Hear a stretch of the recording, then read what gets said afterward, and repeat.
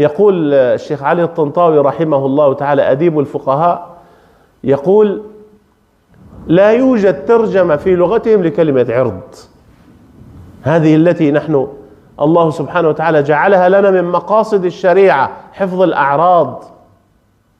ما عندهم هذه الكلمة ولا هذا المبدأ.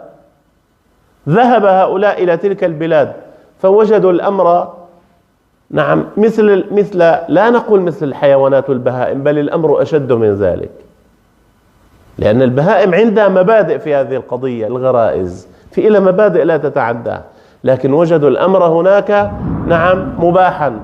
فجاءوا إلى بلاد المسلمين فوجدوا نساء المسلمين مستترة، وجدوا فيها العفاف، وجدوا فيها التقوى، وجدوا فيها الحصانة. فحال هذا الأمر، هذا الستر وهذا الحجاب وعدم المخالطة، حال بينهم وبين ما كانوا يجدون من اللذات هناك، فصاروا ينادون من حيث الظاهر بالشفقة على المرأة، ومن حيث الباطن ينادون مناداة الذئاب والثعالب من أجل أن ينالوا ما يريدون ويحصلوا ما يشتهون مما حرم الله سبحانه وتعالى. ولكن كما قال له لما خرج نعم هذا الثعلب، خرج الثعلب يوما في ثياب الزاهدين، شو عم يساوي؟ يسب ويلعن الماكرين، ويقول يا عباد الله توبوا فهو كهف التائبين. عمل موعظة بقى: واطلبوا الديك يؤذن لصلاة الصبح فينا. فأتى الديك رسول من إمام الناسكين. من إمام الناسكين صار الثعلب. قال له كلم. نعم الإمام عم يقول لك تعال وأذن. فقال له الثعلب، قال له قد سمعت عن جدود الصالحين، عن جدود الصالحين من ذوي التيجان ممن دخلوا البطن اللعين، مخطئ من ظن يوما أن للثعلب دينا. الله يرحمه أحمد شوقي. مخطئ من ظن يوما أن للثعلب دينا. فهؤلاء يأتون نحن مخطئ، مو حرام عليكم كابتين المرأة. لك أي كبت؟ لك صفر الرجل الآن مكبوت مو المرأة. المرأة عزها وكرامتها في دينها، وعزها وشرفها في عفافها.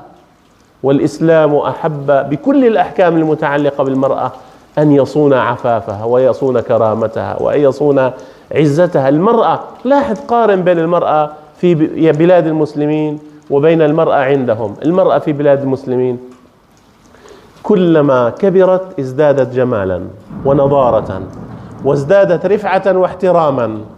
بتكون بنت تصير بعدين بصيروا بيعظموها بيحترموها، بصير جدة بصيروا بيحطوها على الرأس تاجا على الرؤوس.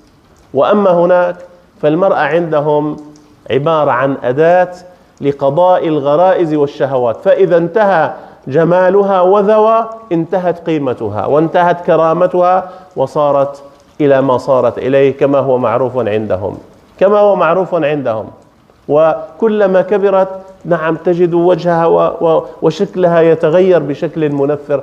نسأل الله العفو والعافية. ما تركوا شيئا إلا وجعلوا المرأة وأهانوا المرأة وجعلوها دعاية له، حتى إنهم إذا أرادوا أن يسوقوا في هذه الثقافة التي عندهم الفاسدة، إذا أرادوا أن يسوقوا لأدنى شيء حتى لسلة قمامة يصورون معها مرأة. وهذا واضح ومعلوم، وسرى هذا إلى بلادنا. المرأة انظر كيف قلت قيمتها لما ابتعدت عن دينها. ولكن لا تزال من نساء المؤمنين والحمد لله، لا تزال منهن من هي محافظة على دينها، على شرفها، على عزتها، على كرامتها، والله سبحانه وتعالى يزيدها عزا ويكتب لها ما كتب للصحابيات والتابعيات رضوان الله تعالى عليهن.